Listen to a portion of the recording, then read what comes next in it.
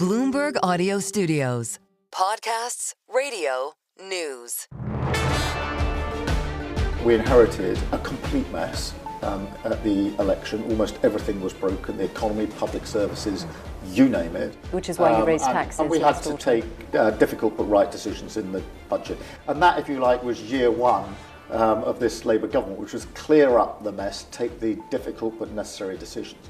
We're now very clearly moving into sort of phase two, which is what the spending review ushers in, which is being clear what's the benefit from this, what's the yield.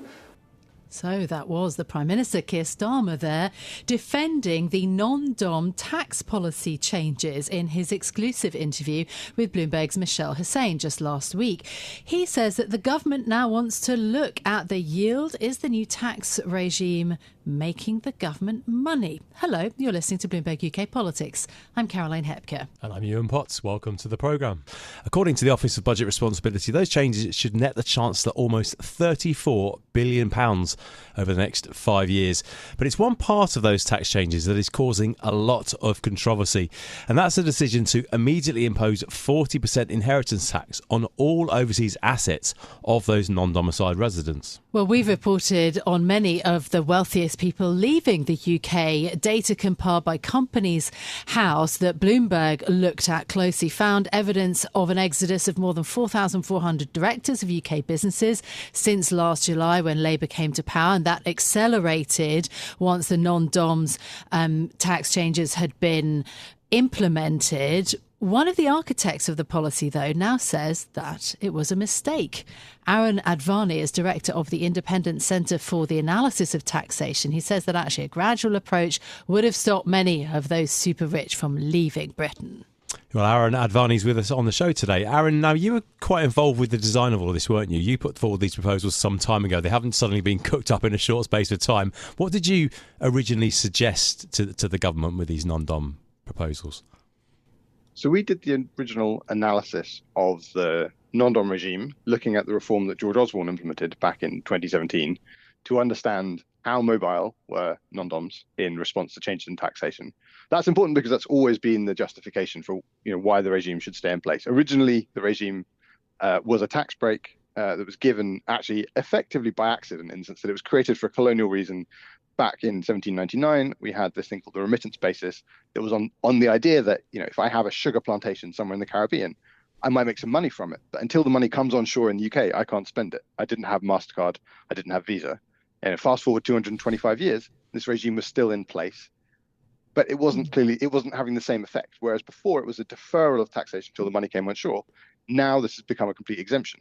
And for the last 20, 30 years, every time the question came up, people said, but maybe everyone will leave.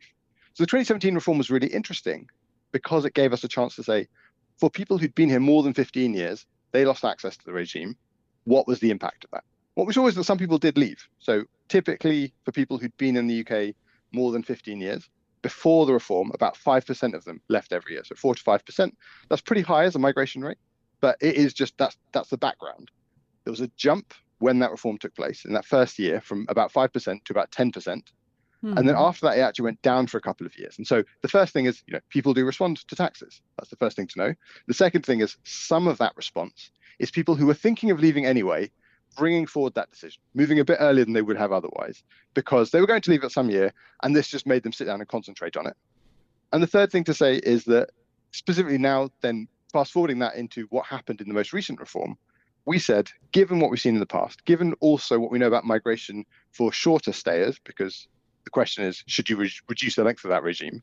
We said there's a good case for reducing the length of the tax break that people had, which was 15 years, to more like 5-ish years, because after the first 5 years in the UK, people who come to the UK aren't more responsive in terms of income tax and capital gains tax when you think about what's happening. So there's not as much of a case for having a regime beyond that point.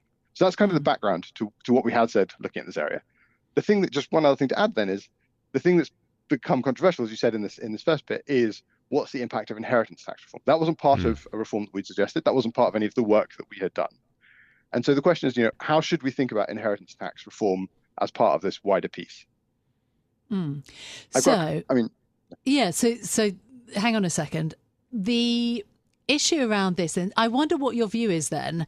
Do you actually think that there has been a significant exodus of wealth? I mean, I thought it was interesting that you put it in that long historical context. I mean, one of the other major arguments around this too is that the non-dom regime, as it currently stands, not as it was invented hundreds of years ago, but that it has become a bedrock for financial professional services in the UK and a bedrock actually of the system that keeps wealthy people here in the UK, and that is important because they are job creators, investors, etc., etc. Do you actually think that there has been a significant exodus of wealth, bearing in mind that the real data on non-doms comes with a really big lag from the authorities in the UK?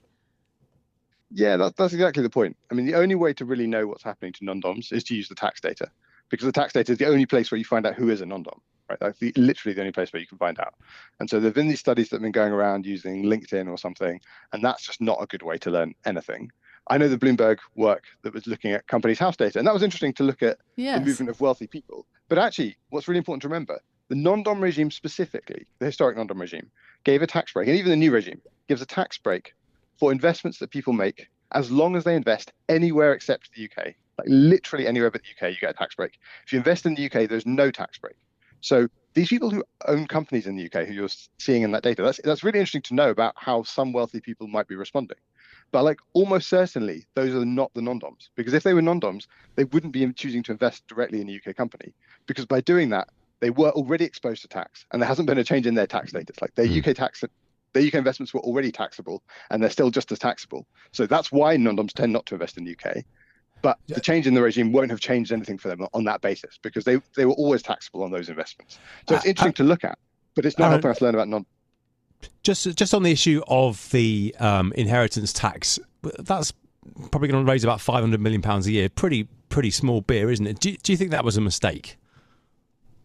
The thing I've said all along since the inheritance tax bit was announced, which wasn't part of any work that we'd ever done, is that the inheritance tax number at 40% as the headline rate sounds big and scary, right? Like it's a bigger number than most countries have, even though we know that actually the effective rate that people pay is much lower. So if you take estates worth more than £30 million in the UK, the average IHT rate they're paying, the inheritance tax rate they're paying, is something like 12%, so much lower than that. But clearly, if you're moving to the UK and you don't know the system, you don't know all the things that are there, or if you're living here and you haven't been well advised, you wouldn't know that actually you're not going to end up paying 40%. And so you might look at that and say, okay, I've been here 9 years and I've got no inheritance tax. And I get 9 years, 364 days, no inheritance tax. I live one more day and I get knocked over by a bus tomorrow. Suddenly I'm concerned about a 40% rate.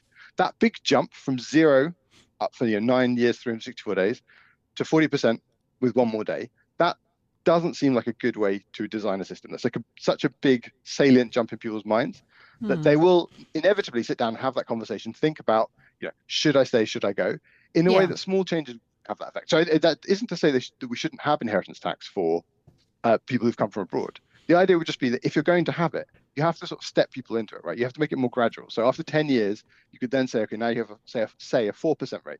After 11 years, you have an 8% rate. It's just slowly going up. And each year, when you're thinking, should I stay one more year? The change is, there's a change, there's a cost, but it's not as big. It's not as salient in a way that makes you think this is so big, I'm not sure I want to engage with this.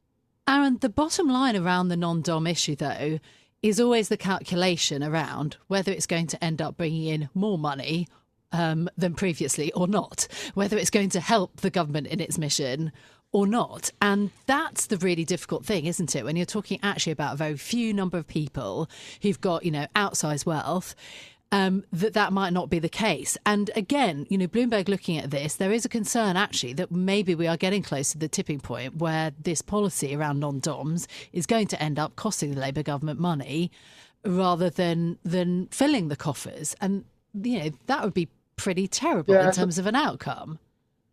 Yeah, I don't think that we're anywhere close to that kind of thing. I mean, it's worth saying, even the OBR's estimates were sort of 12 to 25%, depending on which bits you're looking at, of people responding. And even and with that baked in, including that kind of size of effect, their estimate is that you raised £33 billion, right? So or £34 billion. So they're saying even with that big effect. And I think that's really important because, if you look at the previous reform I mentioned, the 2017 reform, 5% of people left. 95% of people stayed. For the 95% of people stayed, at the individual level, their increase in tax was something like 50%. It was huge, right? So there's a lot of people who stay and pay a lot more money. So even when you are losing some people, everyone else who's staying is paying a lot more. And that's the overall effect of this regime. And that's worth bearing in mind. So I think clearly some people will have responded to this reform. Some people leave every year, but some more people will have left. And they would have done, under any version, under the Conservative version of the reform or under the Labour version of the reform. The Labour version will have led slightly more people to respond, but also more tax to be due from the people who stay. And so you're balancing off that trade-off. But when you balance that trade-off, you see that when we looking at the best evidence we have, which is what's happened in previous reforms, when we've made tax changes for this kind of very wealthy group, the people who respond the most are the ones who at the start were paying the least tax in the first place. Right? If you think of the Nondoms, there's overall... Is that the best evidence also to look at? Is the best evidence actually to look comparatively across geographies and to see what other countries are doing currently in order to try to attract those? Because it's always, it's shifting offers from different parts of the world, from the Middle East, from Italy. I mean, we've seen a lot of people, for example, go to Milan, and that's the real-time issue, isn't it? That's kind of the wrong way to think about it, I would say, in the sense that obviously Dubai is super attractive in its tax rates. It has to be super attractive in its tax rates because it doesn't have all of the other things that London has, right? Like it doesn't have the thriving cultural environment. It doesn't have the incredible schools.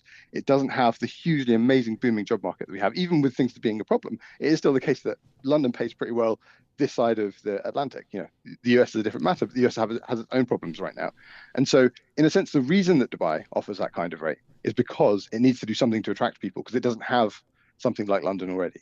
And so I think it's sort of a mistake to think, well, they're doing this on tax, we have to do the same thing and compete with them on tax, because they're having to compete on tax because they don't have the other things. But I mean, Milan's a pretty attractive place to live if you think about Europe, and they're doing something. But anyway, look, I just wonder also whether then you think that there is more to come. I mean, for example, we're thinking about the autumn budget and Rachel Reeves. I mean, for example, I was speaking to Santander's investment banking chief UK economist just today, and she was saying, yes, there could well be 10 to 15 billion that Rachel Reeves needs to raise come the autumn. Do you think that there will be more to get then from wealth taxes or from CGT changes? I mean, I only note this because your organisation specialises in trying to tighten up these wealth loopholes, and maybe those are there. If you believe in that, maybe that could happen.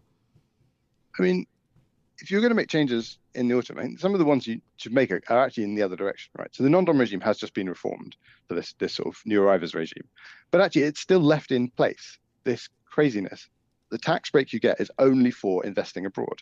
Like if she's going to make a change to this area of tax, the change that Rachel needs to make is absolutely that we should be giving a tax break for investments people make in the UK as well as for investments they make abroad. Because that's the way that when wealthy people choose to come here, they will not only come here, but they will actually choose to invest here as well. Whereas right now we're encouraging them to come, but please invest anywhere but the UK. So those are the kinds of changes we need to look at. In a similar way, if we're going to look at changes in the income tax system, some of the big problems we have, some of the things that get really in the way of growth, and therefore in the way of our overall tax take, are things like the massive crazy cliff edge at 100k, where you go a pound over £100,000 in income, and you can end up losing access, if you have small kids, to childcare that makes you actually much worse off than you were if you stayed just below that. And so you have people choosing not to work more hours or choosing just to pile money into pensions in a way that means that they're not being able to go and spend it in the economy in ways that are just not what we want people to do. And those things, the average person on the street might look at that and say, it's not my problem, 100k, you're doing pretty well off, why are we complaining for you?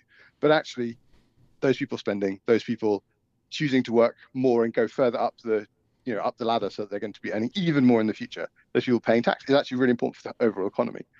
So I'd say that if there are changes coming, some of those are really important ones to make. And by encouraging investment, by encouraging people to earn more, those things actually will be good for the overall tax take as well.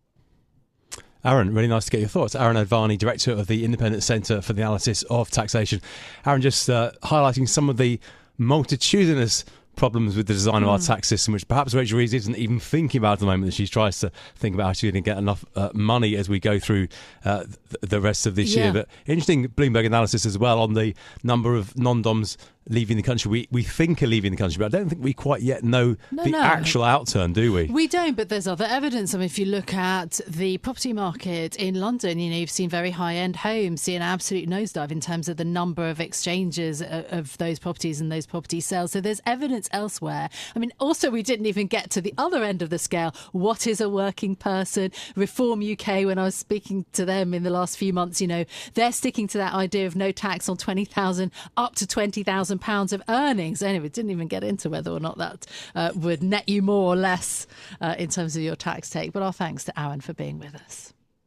Right, that's it from us for today. Thank you so much for listening. If you like the programme, don't forget to subscribe. Give it 5 stars so that other people can find it on Apple Podcasts, Spotify or wherever you listen. This episode was produced by James Wilcock. Our audio engineer was Andrew Gavin. I'm Caroline Hepker. And I'm Yuan Potts. We'll be back with more next week. This is Bloomberg.